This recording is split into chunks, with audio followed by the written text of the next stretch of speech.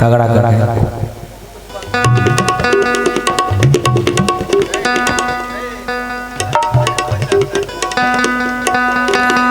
Digital revolution समझे नहीं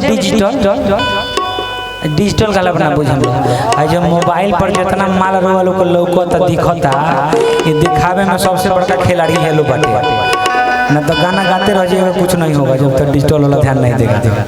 देश राज के लिए शुभकामनाएं और सरकार म्यूजिक वर्ल्ड के हमारे छोटे भाई अच्छा भगीना इनके संजीत सरकार सत्यजीत सरकार छोटे भाई को सम्मानित करिए।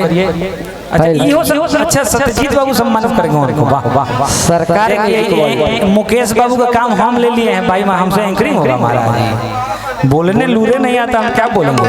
ठीक है मौका दिए तो अच्छा है। आओ हो शिवानी जी और शिवानी जी का सखी कहाँ गई आओ है ना दोनों जाने तनी तन की बढ़ता हल्का सा जगह दे दे सरकार म्यूजिक वर्ल्ड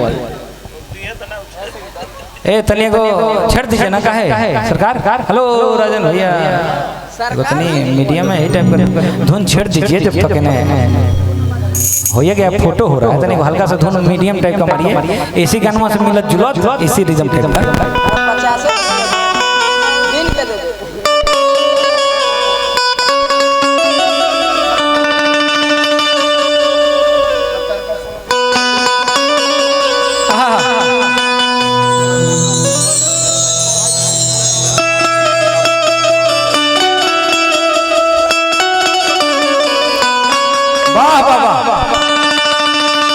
लइकवा कहता भौजी से कैसे